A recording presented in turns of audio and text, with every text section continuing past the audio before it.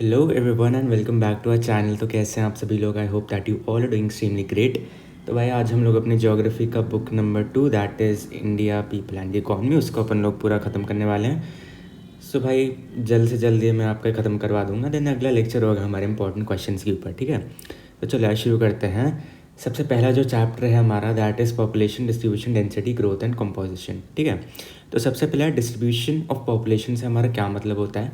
Distribution of population का मतलब ही होता है यार कि हमारी जो पॉपुलेशन है पूरी वो कैसे डिस्ट्रीब्यूटेड है अलग अलग एरियाज़ में। ऐसा तो है नहीं यार कि हर एक जगह की सेम पॉपुलेशन, ऐसा बिल्कुल भी नहीं है। जो हमारी पॉपुलेशन है वो यार काफ़ी ज़्यादा स्कैटर्ड है, राइट। एक जगह पे नहीं बसी यार। इंडिया को ही आप देख लो, कहीं की पॉपुलेशन बहुत ज़्यादा है, कहीं की पॉपुलेशन बहुत कम है। सो दैट इज़ व्हाट हमारा डिस्ट्रीब्यूशन ऑफ पॉपुलेशन। एंड कुछ फैक्टर्स होते हैं हमारे जो है डिटरमिन करते हैं कि ठीक है भाई इस जगह की पॉपुलेशन कैसी होगी, राइट। तो अब कुछ आपके स्टेट्स हैं विद हाई पॉपुलेशन, ये आपका आएगा मैप पे मार्क करने को। एंड ये भी मैं एक अलग सा एक लेक्चर ले आऊँगा उसके लिए भी, right. States with high population कौन कौन से? हमारे उत्तर प्रदेश हमारी हाईएस्ट पॉपुलेशन का, महाराष्ट्र है, देन बिहार है, वेस्ट बंगाल, मध्य प्रदेश, तमिलनाडु, राजस्थान, कर्नाटका, गुजरात एंड आंध्र प्रदेश। ठीक है, ये जितने स्टेट्स हैं मेरे सारे अकाउंट करते हैं for 76% of population together. States with moderate population हमारे कौन कौन से हैं? हमारे Assam, Haryana, Jharkhand, Chhattisgarh, Kerala, Punjab and Goa, right. Then हमारे कुछ स्टेट्स हैं जिनकी लो पॉपुलेशन है, those are hilly and tribal areas like Jammu and Kashmir, Uttarakhand हो गया, हिमाचल प्रदेश हो गया, ऑल नॉर्थ ईस्टर्न स्टेट्स हो गए except Assam and union territories excluding Delhi. ठीक है, अब हम लोग देखते हैं डेंसिटी ऑफ पॉपुलेशन का क्या मतलब होता है। डेंसिटी का ऑफ पॉपुलेशन का ये मतलब होता है यार कि आपके एक स्पेसिफाइड एरिया में यार कितने लोग बसे हुए हैं, right. Population density means number of people living in per unit area. एक यूनिट ऑफ एरिया में कितने लोग हमारे बसे हुए हैं। और यार अकॉर्डिंग टू 2011 सेंसस इंडिया में 382 जो लोग हैं हमारे वो रहते हैं इन पर स्क्वायर किलोमीटर ऑफ एरिया। ठीक है, लगभग 50 साल से जो पॉपुलेशन डेंसिटी है इसने रिकॉर्ड किया है भाई increase of about 260 persons per square kilometre as ranging from 117 persons per square kilometre in 1951 to 382 persons per square kilometre in 2011, right. Then हम लोग देखते हैं स्पेशल पैटर्न। अब आप इसको जैसे प्रोनाउंस करो भाई, मेरा जो प्रोनाउंसिएशन है यही है भाई कि special patterns of population density in India. अब ये आपका आ सकता है, बहुत ही इंपॉर्टेंट है यार, अच्छे से करना पड़ेगा ये हमें, right. Special patterns of population density is also uneven in India. सबको ही पता है यार कि हर जगह पे अलग अलग मतलब डेंसिटी ऑफ पॉपुलेशन है, अलग अलग जगह पे अलग अलग टाइप के लोग रहते हैं, कल्चर अलग है यार, सब कुछ अलग है ना, खाना पीना रहना सहना सब अलग है। States slash union territories having high density of population कौन कौन से? हमारे बिहार में हमारा हाईएस्ट है, देन आता है हमारा वेस्ट बंगाल, केरला, उत्तर प्रदेश, देन हमारा है कि यूनियन टेरिटरी जो है हमारी दिल्ली, देन है हमारा चंडीगढ़, राइट। देन आता है हमारा state slash union territories having moderate density of population. कौन कौन से हमारे? ये है हमारा एक हरियाणा हो गया, राइट, हरियाणा हो गया, तमिलनाडु हो गया, पंजाब, झारखंड, असम, गोवा, महाराष्ट्र, त्रिपुरा, राइट। देन हमारे आपको इनकी वैल्यूज़ नहीं याद करनी पड़ेंगी, आपको इनका बस क्या याद करना पड़ेगा, इनका स्ट्रक्चर कि भाई कौन सा पहले आता है एंड कौन सा बाद में आता है, राइट। देन है हमारे यूनियन टेरिटरीज जैसे भाई दादर एंड नागर हवेली है ना। देन आते हैं हमारे state slash union territories having low density of population. यार कि हमारी लो डेंसिटी ऑफ पॉपुलेशन कहाँ कहाँ है? अरुणाचल प्रदेश हो गया जहाँ पे हमारी लोएस्ट है, मिज़ोरम हो गया, जम्मू कश्मीर, सिक्किम, नागालैंड है ना। यूनियन टेरिटरीज हो गया हमारा कौन कौन सा? अंडमान एंड निकोबार आइलैंड्स है ना, 46%।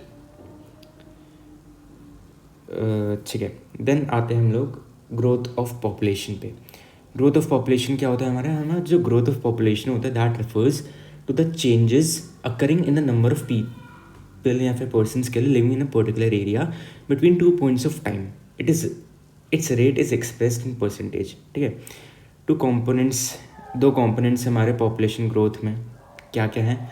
अब आप लोग एक चीज़ ध्यान रखना है, हमारी जो I am really sorry for the background noise, ये जो हमारा यार पूरा का पूरा चैप्टर है ना इसका वेटेज अच्छा खासा है एंड ये काफ़ी इजी भी है क्योंकि इसमें यार आपके phases of population growth and all है। तो यार ईजी चैप्टर है काफ़ी, तो मेक श्योर कि आप लोग इसको अच्छे से करना, ठीक है। नेचुरल ग्रोथ क्या होता है हमारा? नेचुरल ग्रोथ का मतलब होता है यार, it means the change occurring by the births and deaths in any area. Induced growth क्या होती है हमारी? इंड्यूस्ड ग्रोथ होती है यार हमारी inward and outward movement in an area, यानी कि यार काफ़ी लोग माइग्रेट कर जाते हैं, काफ़ी लोग इमिग्रेट कर जाते हैं, दैट इज़ वॉट हमारी इंड्यूस्ड ग्रोथ। अब हम लोग आते हैं यार अपने फेजेस ऑफ पॉपुलेशन पे। हमारे 4 फेजेस ऑफ पॉपुलेशन होते हैं। फेज़ 1 जो हमारा चला था 1901 से 1921 से, यहाँ पे हमारी जो ग्रोथ है हमारी वो स्टैगनेंट रही थी, स्टेशनरी रही थी, है ना, because of very low growth rate, right. और आप लोग एक चीज़ ध्यान रखना है, ग्रोथ और डेवलपमेंट हमारी 2 अलग अलग चीज़ें हैं, so don't mix these 2 things. Development आपकी यार बेसिकली आप अपना, फॉर एग्ज़ाम्पल मैं अपनी जगह की अगर बात करूँ तो फिर यार जो डेवलपमेंट है जो मेरी एरिया में वो धीरे धीरे हो रही है, राइट। बट चलो ये सब छोड़ो, मैं सीधा मुद्दे की बात करता हूँ। हमारे 4 फेजेस होते हैं यार। फेज़ 1 होता है, क्योंकि ग्रोथ और उसमें कोई आपसे डिफ्रेंसिएशन नहीं पूछेगा बोर्ड्स में, सो यस। फेज़ 1 होती है हमारी 1901 से 1921 तक चलती है। क्यों चलती है भाई? क्योंकि वहाँ पे ग्रोथ हमारी स्टैगनेंट रहती है, राइट। फेज़ 2 आता है हमारा। फेज़ 2 चला था हमारा 1921 टू 1951 तक, ये था हमारा period of study population growth. Then phase 3 आता है हमारा। फेज़ 3 चला था हमारा 1951 टू 1981 तक। This period is also known as the period of population explosion. Population explosion का क्या मतलब हो यार कि एकदम से यार सब बढ़ गया है ना, बर्ड्स मतलब हाई फर्टिलिटी रेट हो गया, यानी कि यार बच्चे ज़्यादा पैदा होने लगे, राइट। इसका सिंपल सा यही मतलब है। कहाँ थे हम लोग? हाँ, फेज़ 3 पे 1951 टू 1981 तक ये चला था हमारा। यहाँ पे हमारा पॉपुलेशन एक्सप्लोजन हुआ था, rapid fall in death rate हो गया था, और तो और हाई फर्टिलिटी रेट हो गई थी। यानी कि यार जो हमारे डेथ रेट्स थे, लोग कम मरने लगे थे और जो बच्चे थे वो ज़्यादा बोर्न होने लगे थे, है ना, that is high fertility rate. यही थे हमारे main causes of this explosion. तो ये आपका आएगा, पक्का आएगा यार कि explain the phases of population growth in your own words, ऐसे करेंगे, मतलब ब्रीफ में समझाना पड़ेगा आपको and all that.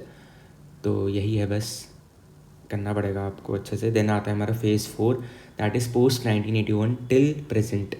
Growth rate जो है हमारी वो has started to go down gradually because of downward trend in birth rate, ठीक है। बर्थ रेट हमारा डाउनवर्ड कब जाना चालू हो जाता है? जब यार हमारी जो पॉपुलेशन है वो थोड़ी सी एजुकेटेड होना शुरू हो जाती है, वो कॉन्ट्रासेप्टिव्स एंड ऑल यूज़ करना चालू हो जाते हैं, एंड उनको भाई फैमिली प्लानिंग की अच्छी खासी नॉलेज आने लगती है, तब हमारा ये सब कम हो जाता है, क्या? Fertility rate, right. देन एक हमारा एक फिर से एक स्टैगनेंट बेसिकली ग्राफ पकड़ जाता है हमारा। ये देखो यहाँ पे मैं छोटा सा आपको बता देता हूँ, ये है मेरा, है ना। अब जो मेरा इसका जो ग्राफ है वो कुछ ऐसे जाएगा। अब क्यों? क्योंकि यार अब सब स्टैगनेंट है मेरा, राइट। स्टैगनेंट क्यों है? क्योंकि यार अब लोगों में इतनी नॉलेज आ चुकी है कि ठीक है भाई हमें फैमिली प्लानिंग लेके चलनी पड़ेगी, और तो और इंफ्रास्ट्रक्चर इतना बढ़ गया है मेरा कि यार ठीक है इतनी डेथ्स भी नहीं होती, रीजनेबली मतलब कम डेथ्स होती हैं, राइट। देन आते हैं हम लोग regional variation in population growth.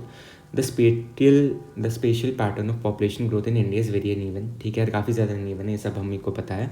It ranges from -0.58% negative से Nagaland to 55.88% in Dadra and Nagar Haveli, right. Then आते हैं हम लोग states and union territories having high growth rate of population. Meghalaya है हमारा 27.95%, अरुणाचल प्रदेश, बिहार। इस सब के मैं आपके जो अगला लेक्चर है उसमें मैं पूरी एक टेबल सी आराम से ले आऊँगा, जिससे आपको काफ़ी ज़्यादा आसानी हो जाएगी पढ़ने में, राइट।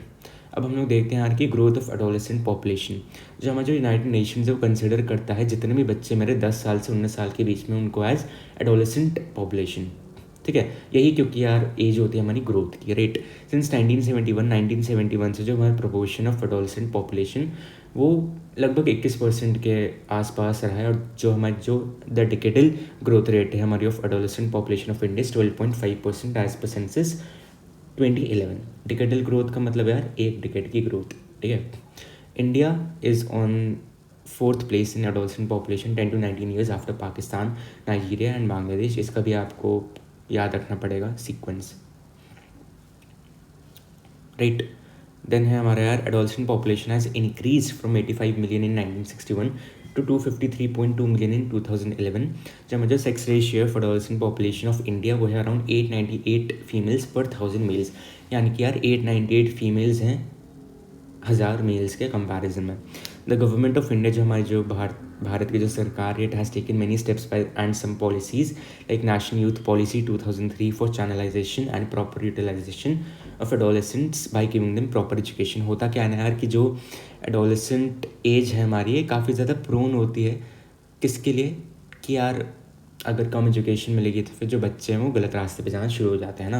लाइक सभी को पता है, ये कुछ छुपाने की बात है नहीं यार, drugs and alcohol, crimes and all that, right.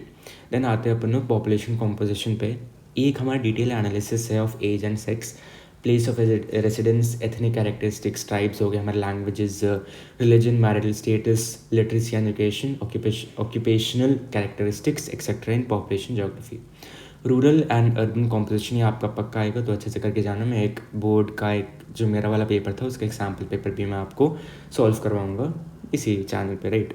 In India it's 68.84% of total population lives in rural villages by 2011. According to census 2011, India has 640,867 villages. ठीक है। Percentage of rural population is high in Himachal Pradesh, 89.97%, which is the highest, and Bihar 88.71%, and low in Goa, that is 37.83%, and then Mizoram आ जाता है हमारे 47.89%. Delhi has the least rural population, around 2.50%. यार आपका, मैं फिर से आपको एक ही चीज़ कह रहा हूँ कि आपको इसका पूरा याद नहीं होना चाहिए, बस यार वो याद होना चाहिए आपको कि इसका क्या था, मतलब क्या कहते हैं, सीक्वेंस क्या था, राइट। ऐसे हमारे states having low proportion of rural growth, ये सब आपको खुद ही रट्टा मारना पड़ेगा, तो इसमें कुछ ज़्यादा समझा नहीं पाऊँगा। देन आते हैं अपन लोग लिंग्विस्टिक कॉम्पोजिशन पे। इंडिया है जो हमारा एक लैंड ऑफ लिंग्विस्टिक डाइवर्सिटी, यानी कि यार यहाँ पे अलग अलग विभिन्न प्रकार की भाषाएं बोली जाती हैं अलग अलग लोगों के द्वारा, right. According to Grierson, that is linguistic survey of India, ये आप कहा सकते हैं MCQs में अच्छे से करके जाना। 1903 to 1928 there were 179 languages, as many as 544 dialects in India, but now there are 22 scheduled languages and number of non-scheduled languages. Linguistic classification हमारे क्या क्या हैं? The speakers of major Indian languages belong to 4 languages families which have their sub families and branches or groups. Family के types कौन कौन से? सबसे पहले हमारा Austric Nishada, that is 1.38%, Dravidian Dravida जिसको अपन लोग बोलते हैं, दैट इज़ 20%, सीनो टिबेटन जिसको हम लोग बोलते हैं Kirata, around 0.85%, and then Indo European Aryans, that is 73%, Aryans are in majority, right. Religious composition ये आपका पक्का आएगा। रिलीजियस कॉम्पोजिशन में हमारे सारे रिलीजन्स हैं यहाँ पे, हिंदू हमारे मेजॉरिटी में है, this is according to the 2011 census. Hindus हैं हमारे 79.80%, है ना। देन मुस्लिम्स हैं हमारे 14.23%। ये ऐसे ऐसे आपके सारे आपको देखना पड़ेगा, एक बार याद करके जाना पड़ेगा। देन हमारे कॉम्पोजिशन ऑफ वर्किंग पॉपुलेशन आता है, जो हमारा जो प्रपोर्शन है हमारे वर्किंग पॉपुलेशन का to total population is called work participation rate, ठीक है। मेन वर्कर्स कौन से हैं? मेन वर्कर्स हमारे वो वर्कर्स होते हैं जिनको काम मिलता है for at least 183 days in a year. Marginal workers हमारे वो वर्कर्स होते हैं person who works for less than 183 days in a year. Then non workers हमारे कौन से हो गए? नॉन वर्कर्स हमारे एक ऐसा पर्सन हो गया who does not work and depends upon working class, right? According to 2011 census, it is observed that the proportion of workers, both main and marginal, is only 39.8%, leaving a vast majority, about 60%, as non-workers. याद होना चाहिए, अच्छे से करके जाना। Then occupation categories आ गई हमारी according to 2011 census. Cultivators कितने हमारे हैं ना, कल्टिवेटर्स का मैं आपको बता देता हूँ, एक बार ये मिस हो गया I guess, just a second, नहीं मिस नहीं हुआ है, चलो। वैसे एग्रीकल्चरल लेबर्स आपके 54.6% है, हाउस होल्ड लेबरर्स आपके 3.8% है, एंड अदर वर्कर्स हैं आपके 41.6% according to the 2011 census. Then इसी के साथ होता है हमारा पहला चैप्टर समाप्त, and now we will move on to our chapter number 2, that is human settlements, ठीक है।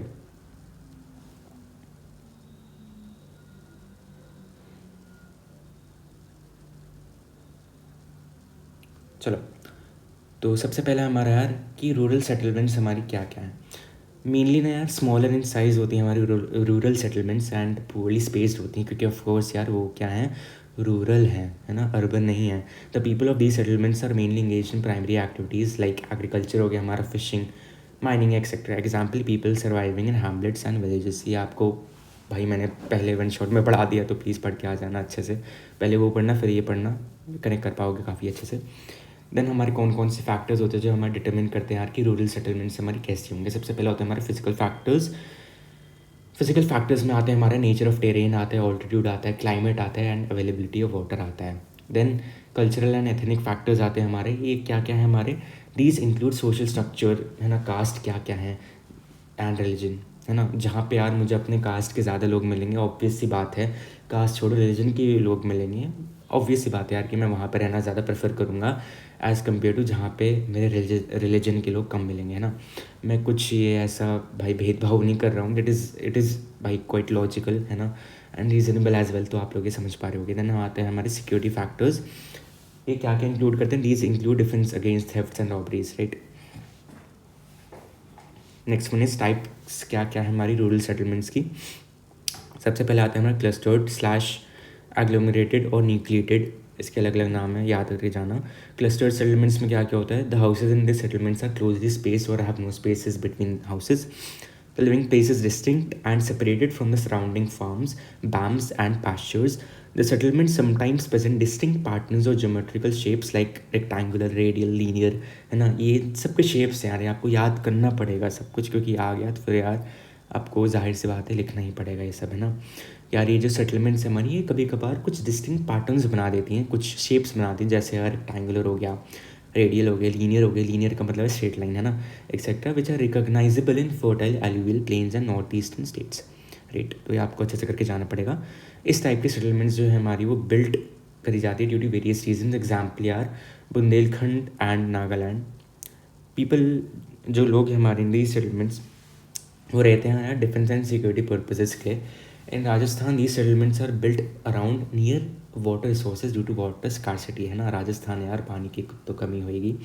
देन आते हैं हमारे semi cluster settlements. This type of settlement develops by the concentration of houses in a restricted area of a dispersed settlement or developed due to segregation or fragmentation of a large compact villages। तो क्या होता है यार कि semi clustered settlements हमारे तब बन जाते हैं जब कुछ कुछ घर हमारे बच जाते हैं सराउंडिंग्स में, जो काफ़ी ज़्यादा यार दूर दूर बसे होते हैं, है ना।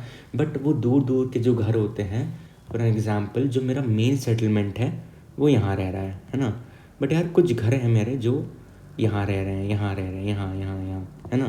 तो यार ये मेरा क्या बन जाता है फिर, सेमी क्लस्टर्ड बन जाता है ना, क्योंकि ये जो मेरे अलग छूट गए हैं ये भी मेरी एक सेटलमेंट ही बना देते हैं, है ना, ड्यू टू सेग्रीगेशन और fragmentation of large compact villages, right. I hope कि आप लोग समझ पा रहे होगे। देन आते हैं हमारे हैमलिएटेड सेटलमेंट्स। हैमलिएटेड सेटलमेंट्स क्या है हमारी, this type of settlement is form due to social और ethnic factors and thus known for different identity and name like panna, para, nagla, Dhani etcetera. ये आपको करके जाना पड़ेगा, इनके अलग अलग नाम आते हैं, मेरे भी MCQs में आया था।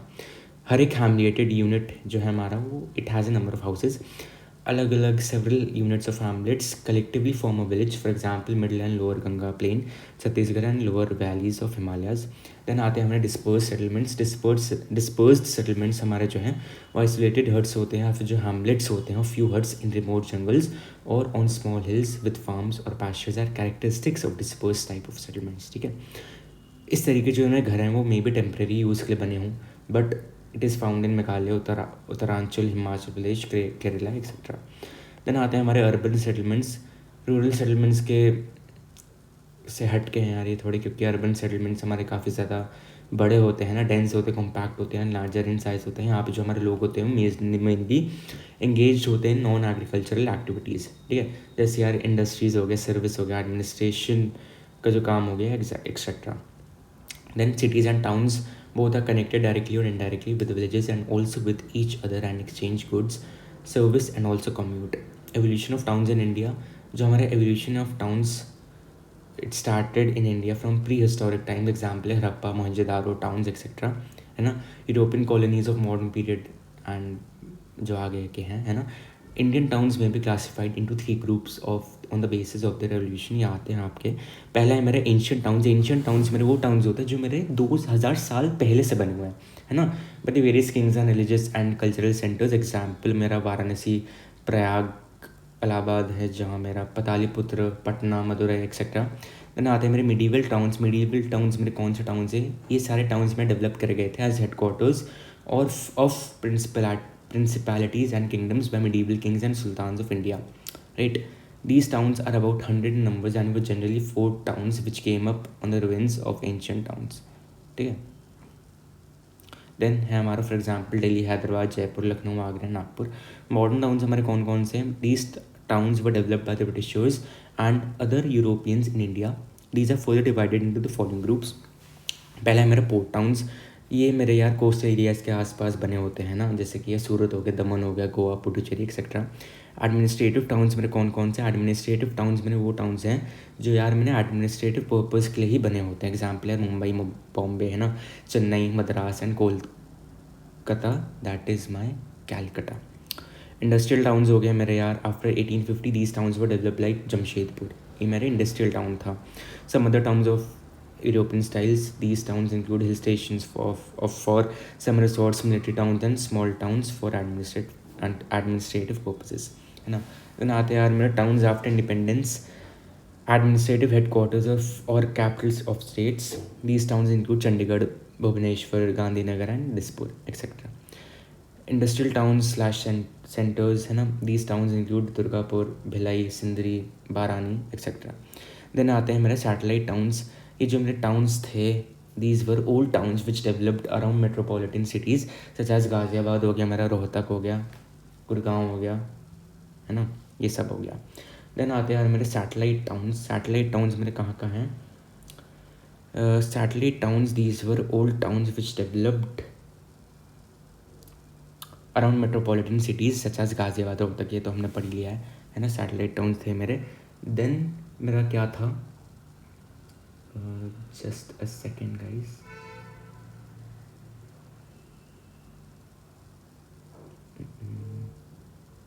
हाँ, देन है हमारा medium and small towns. These are developed due to increasing investment in rural areas. Then आते हैं अपन लोग अर्बनाइजेशन इन इंडिया पे।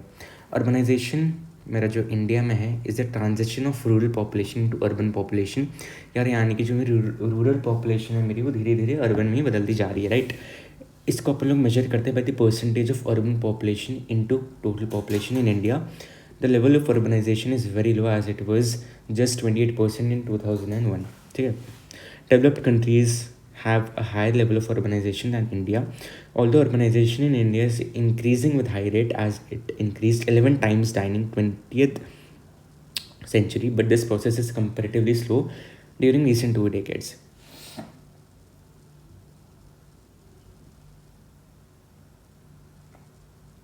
देन अपन लोग आते हैं अब है हमारा classification of towns on the basis of population size, ठीक है।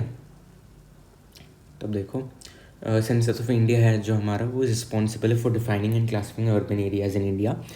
ये आपको याद रखना है, सेंसस सबसे इंपॉर्टेंट आपका एक फैक्टर आ जाता है, राइट।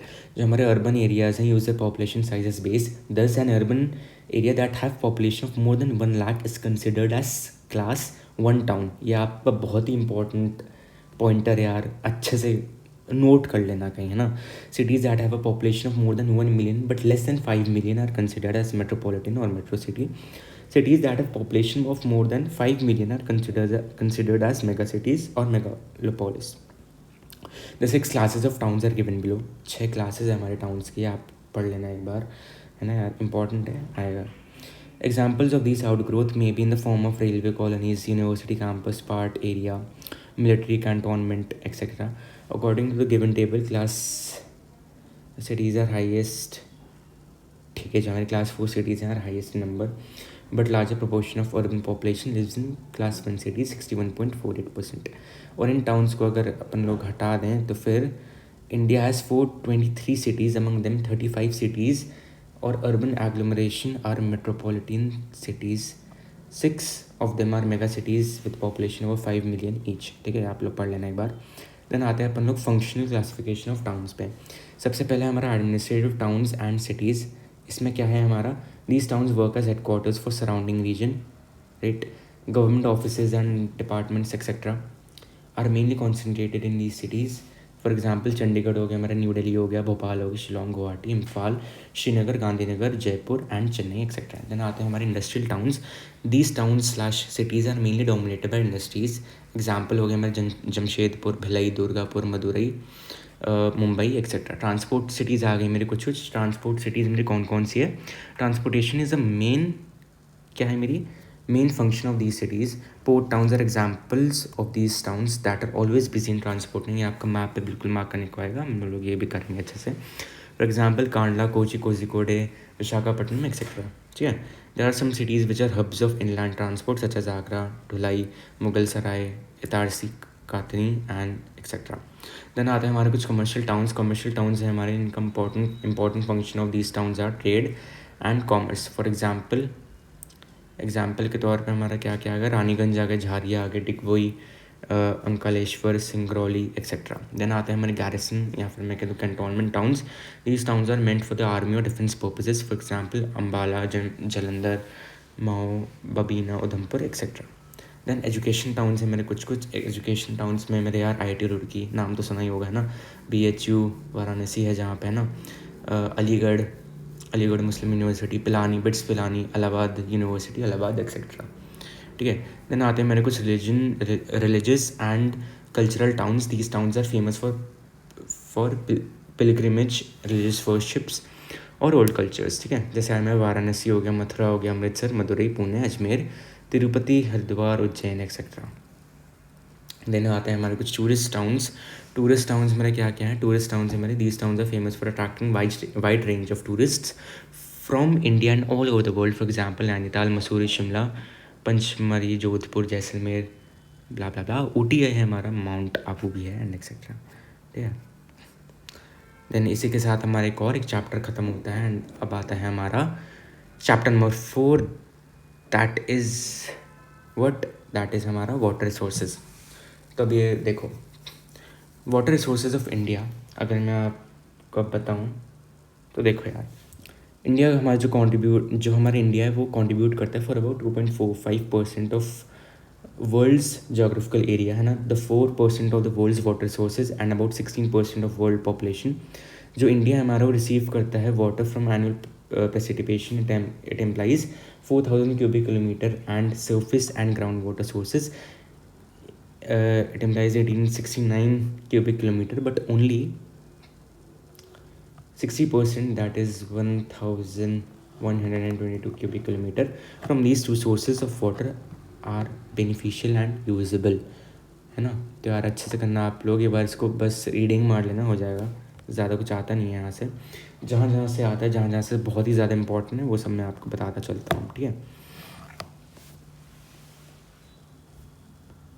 अब देखो, जो आपका सरफेस वाटर है रिसोर्स है, या आप खुद भी पढ़ लोगे तब भी हो जाएगा, यहाँ से ज़्यादा कुछ बिल्कुल नहीं आएगा, British sure. Ground water sources से भी उतना नहीं आएगा, लगून्स, बैक वाटर्स उतना नहीं आएगा तो फिर मैं आपको इंपॉर्टेंट क्वेश्चन में बता दूंगा जो आपका आ सकता है ना। देन है मेरा वाटर डिमांड एंड यूटिलाइजेशन, ये एक बार पढ़ लेते हैं। एग्रीकल्चर एक काफ़ी ज़्यादा इंपॉर्टेंट पार्ट है हमारी इंडियन इकोनॉमी का, क्योंकि वो अलोन यूज़ करता है हमारे 89% of the surface water, 92% of ground water. ये आपका किसमें आ सकता है? MCQs में आ सकता है ना। Most of the developmental projects, river valley projects like the Bhakra Nangal, Hirakud, Damodar valley, Nagarjuna Sagar, Indira Gandhi canal project, Indira Gandhi canal project आपका इंपॉर्टेंट आएगा, etc. As well as 5-year plans were started to provide water to agricultural sector and increase agricultural production, है ना। और इनको हटा कर besides this, utilization of surface and groundwater for domestic purposes are 90%, 3%, and for industrial sector are 2% and 5% respectively। ये आपका आएगा, है ना, MCQs में पक्का आएगा, तो इसको बहुत अच्छे से करके जाना। ठीक है।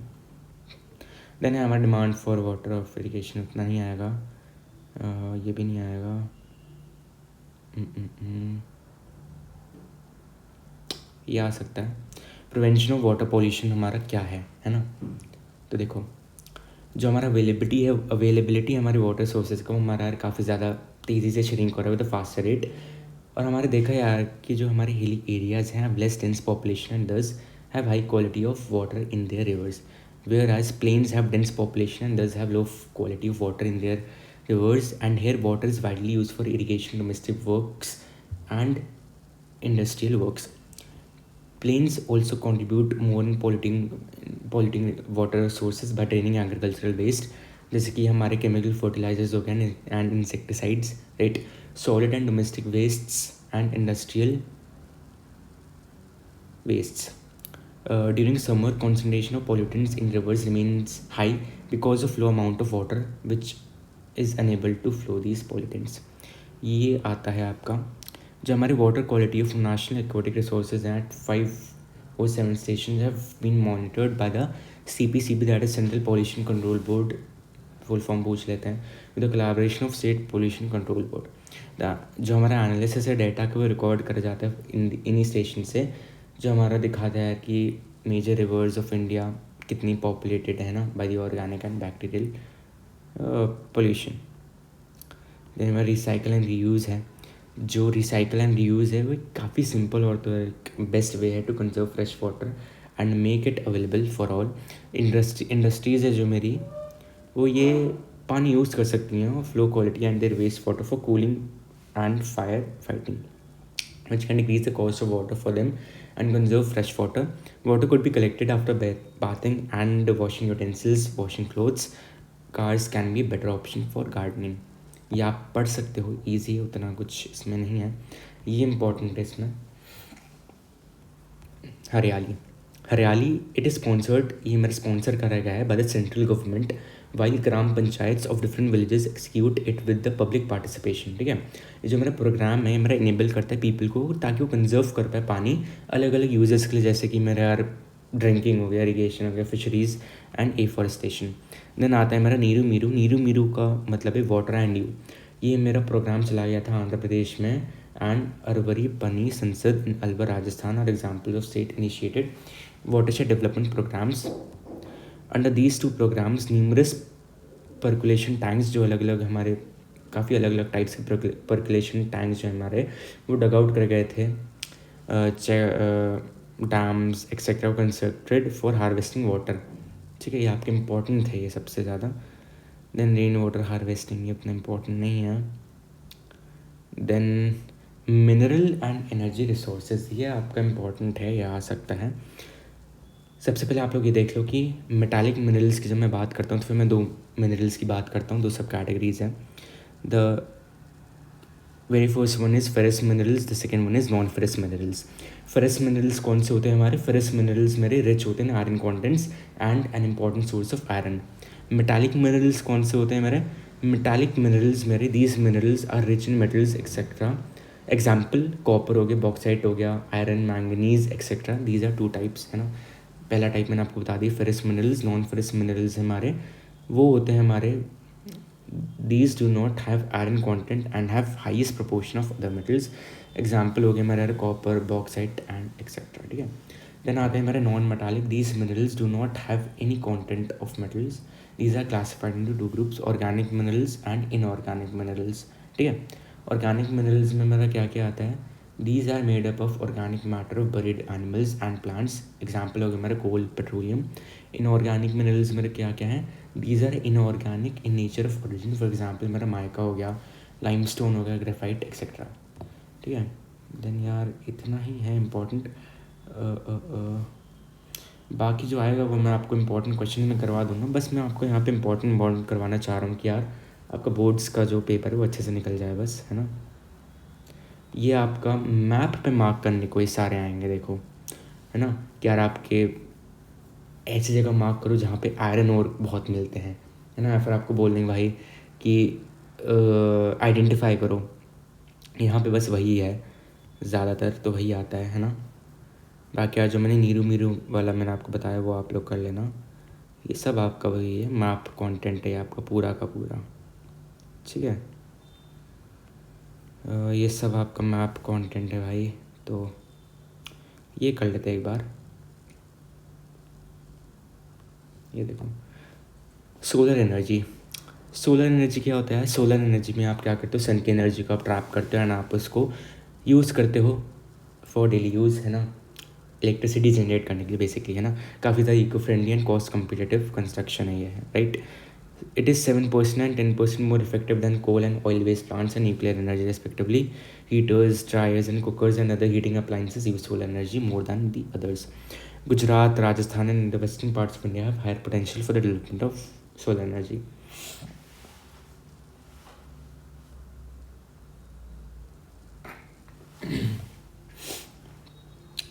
भाई ये आपका ज़्यादा इम्पोर्टेंट नहीं है इसलिए मैं नहीं करा रहा हूँ, ठीक है।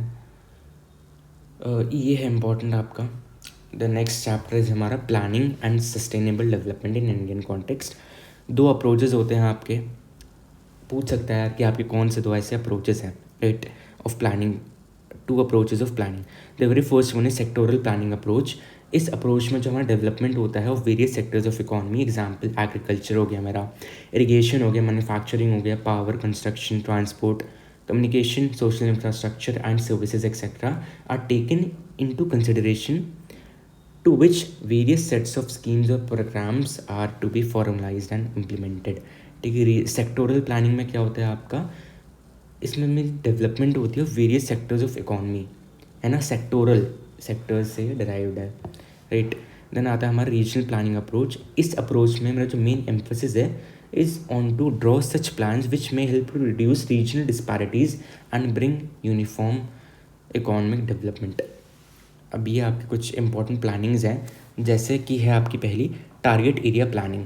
जो मेरा कोर फोकस रहता है प्लानिंग प्रोसेस का इस पर्टिकुलर एरिया प्लानिंग में, वो ये कि यार मैं प्रमोट करूँ इकोनॉमिकली बैकवर्ड एरियाज़ को।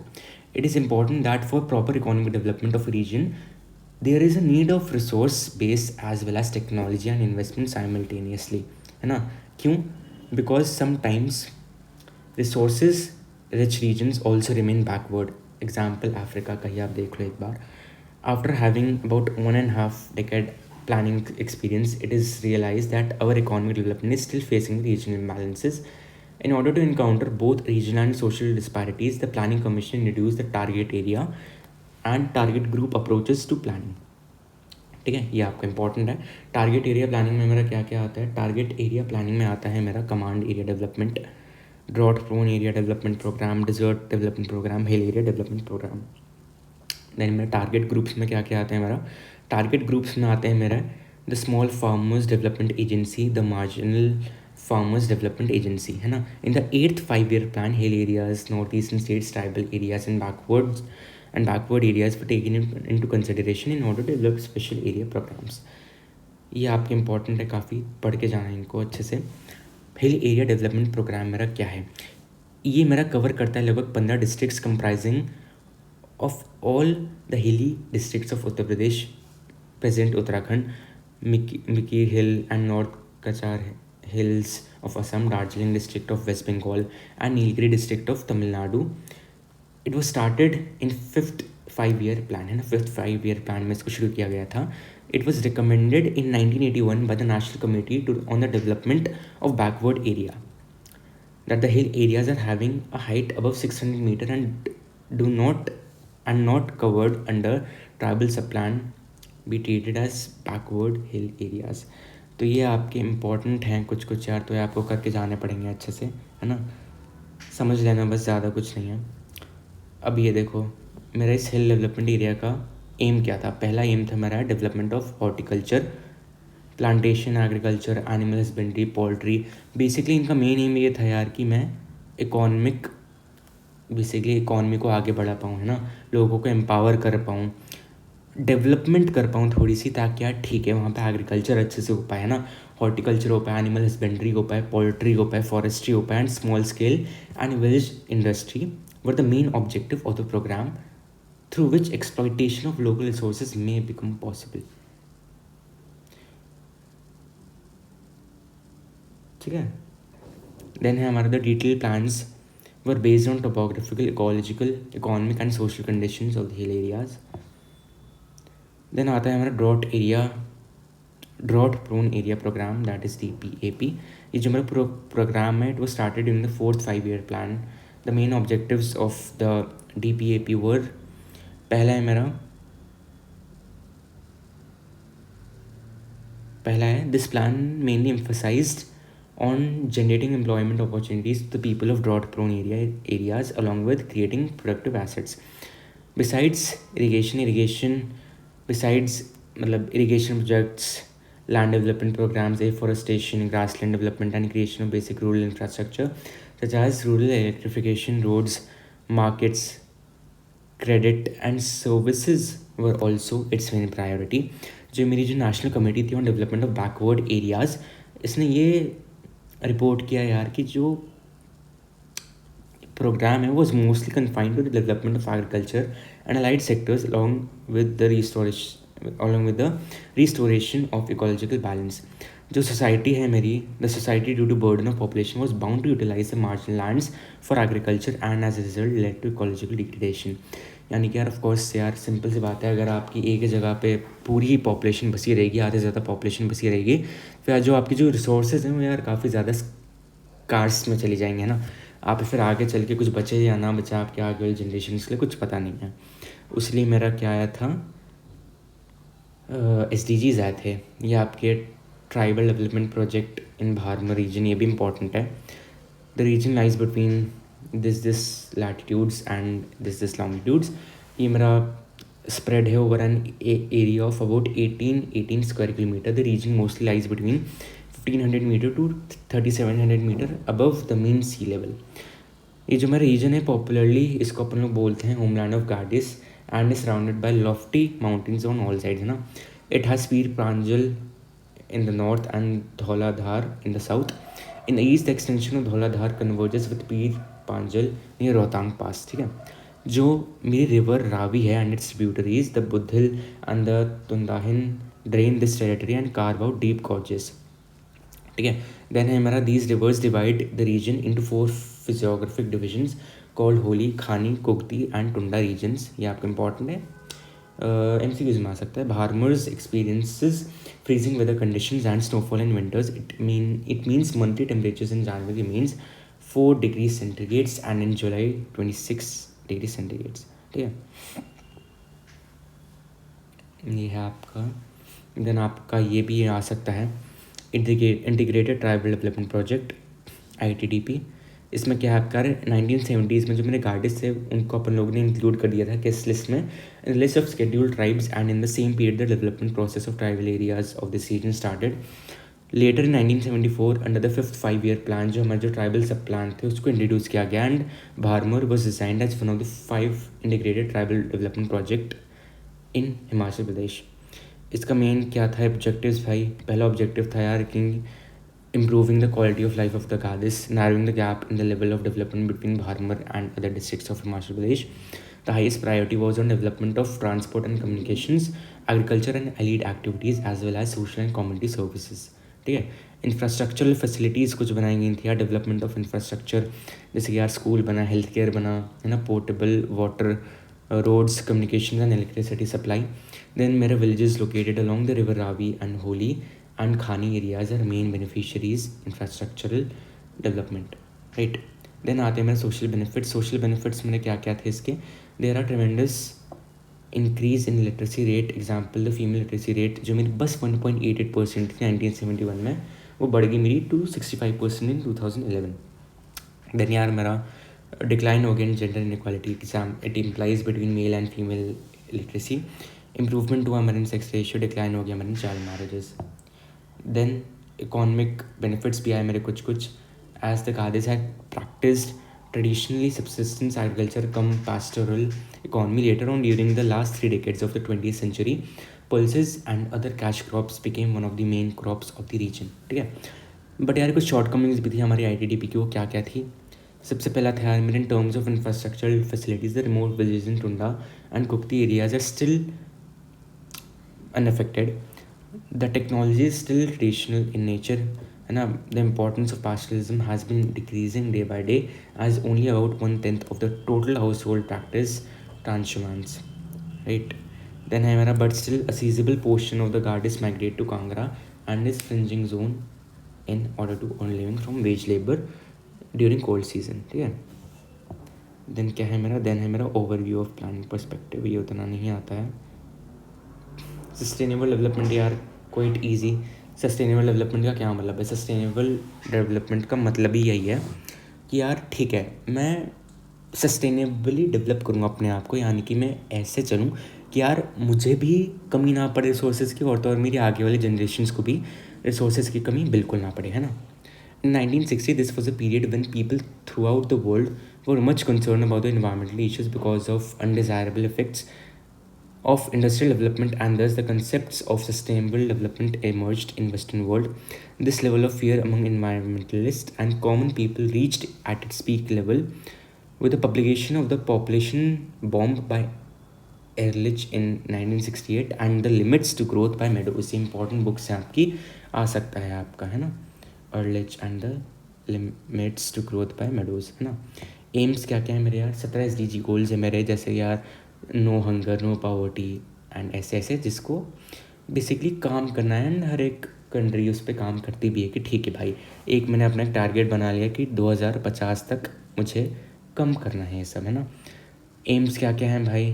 The main M of SDG is to take care of economic, social and ecological spheres of development during the present times, as well as conserve all the resources in such a manner that these can be retained for future generations. ठीक है, यही था आपका यार, ज़्यादा कुछ नहीं है इसमें बताने को.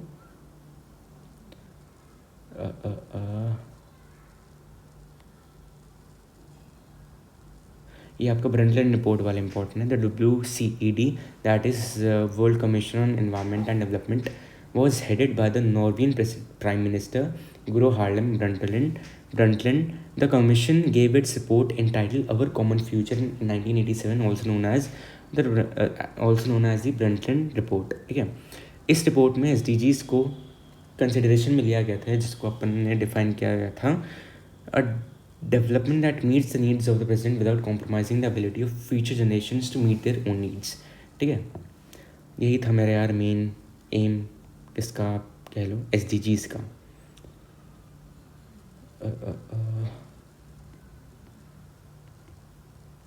देन ये भी आ सकता है आपका promotion of sustainable development in Indira Gandhi canal command area. It is one of the largest canal system in India, conceived by Kanwar Sen in 1948. जो प्रोजेक्ट था मेरा, इसको अपन ने लॉन्च किया था ऑन 31 मार्च 1958, जो ट्रांसफॉर्म कर गया था एक डिजर्ट से into a green land. The origin place of the canal is at Harike Barrage in Punjab state and goes parallel to Pakistan border at an average distance of 40 km in the Thar desert of Rajasthan, Marusthali. 9060 km is the total planned length of the system, catering to the irrigation needs of a total cultivable command area of 19.63 lakh hectares, है ना. ये था आपका main इतने आपके stages हैं, एक बार आपको देखने पड़ेंगे खुद ही, है ना. ये मैं आपके क्वेश्चन करवाऊंगा, उसमें भी मैं आपके लिए ले आऊँगा. राइट, देन मैं आपको इसमें इंपॉर्टेंट नहीं बताऊंगा, बस ज़्यादा तो नहीं बताऊंगा. मीन्स ऑफ ट्रांसपोर्ट आपको पता ही है, लैंड ट्रांसपोर्ट है, रोड ट्रांसपोर्ट है, नेशनल हाईवेज़ हैं, है ना. ये आपके, रुको एक बार चेक कर लेता हूँ. ये देखो, ये जितने भी प्लान्स हैं ना, आपको जितने भी मोड्स ऑफ ट्रांसपोर्ट हैं, इसके आपको बाय डाटा, बाय स्टैटिस्टिक्स आपको याद होना चाहिए, क्योंकि इसमें आपको शॉर्ट नोट लिखने को आ सकता है. तो आई वुड सजेस्ट कि आप लोग एक नोट बना के रखना, वरना तो मैं अगले लेक्चर में एक लाऊंगा भी, पूरा एक चीट शीट टाइप की, है ना, जिसमें मैं आपको सब कुछ दे दूंगा खुद ही से कि भाई ये आपका आ सकता है, ये करके चले जाना. ठीक है, नेशनल हाईवेज़ का पे डेवलपमेंटल प्रोजेक्ट्स देख लो. गोल्डन क्वाड्रिलैटरल है हमारा, इट इज़ 5846 किलोमीटर लॉन्ग. ये 4/6 लेन है हमारा, हाई डेंसिटी कॉरिडोर है. It was meant to connect India's 4 big metro cities of Delhi, Mumbai, Chennai, Kolkata. It will detect the time, distance and cost of movement along the mega cities of India. Its construction helps in reducing the time, distance and cost of movement along mega cities considerably. Right. Then है मेरा north, south and east-west corridor. The north-south corridor is a 4076 kilometer long highway which is meant to connect Srinagar in Jammu and Kashmir with Kanyakumari in Tamil Nadu, including Kochi, Salimspur.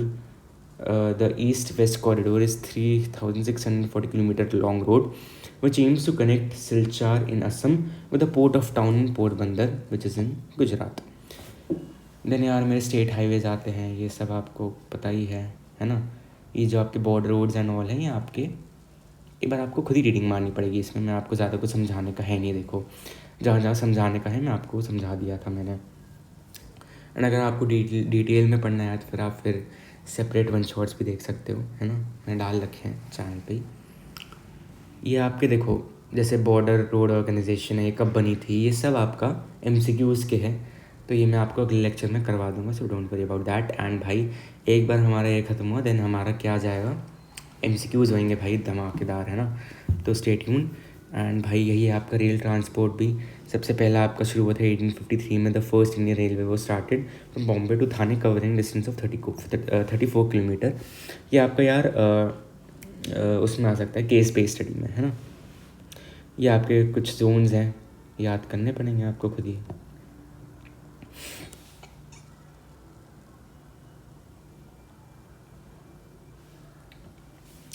Then we have some different type of gauges. Gauges, this is what gauges are.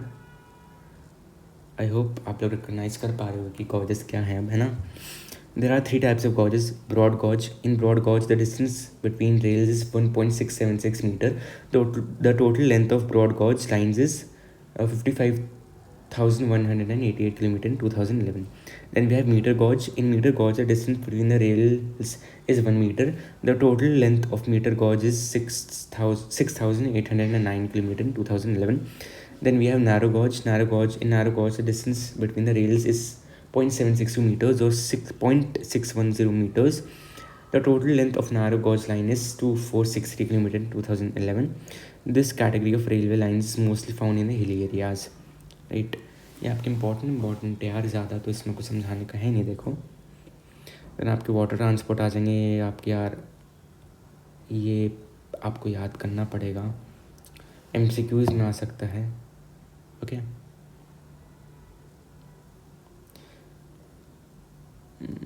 ये सब आपका यार, अब देखो कुछ ऐसा नहीं है कि मैं आपको कुछ आउट ऑफ द बॉक्स बता दूं तो आपका कुछ भला हो जाएगा, ऐसा तो कुछ नहीं है। अब इसमें देखो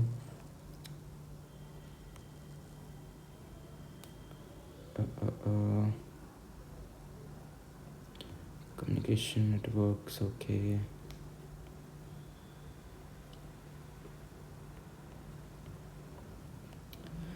मैं ऐसा करूँगा यार, मैं आपके लिए इसके क्वेश्चंस बना के ले आऊँगा अगले लेक्चर में, क्योंकि भाई इसमें एक एक चीज़ पढ़ाना तो यार पॉसिबल नहीं है। क्यों नहीं पॉसिबल, मैं अब आपको बता देता हूँ, क्योंकि यार इसमें कुछ समझाने का नहीं है एक्चुअली, है ना। ये सब आपको रट्टा मारना पड़ेगा, नो मैटर वॉट, है ना यार। तो कुछ मेरे पे भी कुछ अब चारा है नहीं, तो आई एम रियली सॉरी। मैं अगले लेक्चर में आपके इसके क्वेश्चंस ले आऊँगा, है ना, जो आपके मोस्ट इम्पॉर्टेंटली आते ही आते हैं। ये आपके पैटर्न्स हैं, ये भी आपका केस बेस्ड में ही आएगा अगर तो। Direction of trade, sea ports, ये सब यार आपका मैप बेस्ड आ गया है अब आपका, जितना भी है ना। जितना इम्पोर्टेंट था मैंने आपको सब बता दिया है। अब इसमें ज़्यादा कुछ है नहीं। ये सब आपका किस में आएगा, मैप में। मैप में भी कैसे आएगा मैं आपको बता देता हूँ। वो ये बोल देगा आपको, एक स्टेटमेंट दे देगा यार कि आप बता दो कि ऐसा कौन सा पोर्ट है जो situated at the head of gulf of Kutch. तो आपको पता होना चाहिए कि भाई वो मेरा कांडला पोर्ट है ना। डोंट वरी भाई, अगले लेक्चर में मैं आपके लिए इसी के टाइप के ही मैं आपके लिए क्वेश्चंस लाऊंगा, एंड देन उसके अगले में हम लोग मैप करके ज्योग्राफी का अपना पूरा सिलेबस समाप्त करेंगे, है ना। मुंबई पोर्ट है, आपके सारे पोर्ट्स हैं अब आपके, इसके पॉइंटर्स डोंट वरी अगले लेक्चर में आएंगे, so please stay tuned. Exports and imports, अब अगेन भाई इसमें कुछ भी नहीं है जो मैं आपको समझा पाऊँ, है ना। ये सब आपका अब रट्टा मारने का है, एंड रट्टा मारने का नहीं है यार, तो आपका क्या है, मैप बेस्ड ही है।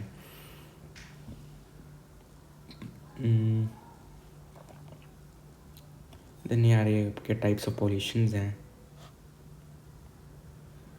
ठीक है यार, इतना ही था जो मेरे हिसाब से बिल्कुल इम्पोर्टेंट था आपका, है ना, वन शॉट के हिसाब से।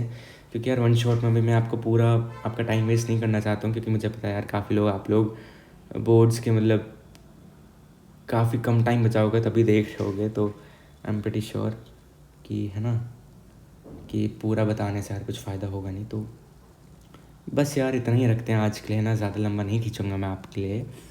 But stay tune, next lecture में अपन लोग क्वेश्चंस करेंगे इंपॉर्टेंट वाले, जो आपके पक्का पक्का से आएंगे। Those will be the most important questions for your board examination, ठीक है। देन MCQs यार ऑफ कोर्स करेंगे, डोंट वरी अबाउट दैट, सब करेंगे, मैप्स भी हमारे, right. So thank you so much everyone for staying till the end, and मिलते हैं अब हम लोग अपने नेक्स्ट लेक्चर में।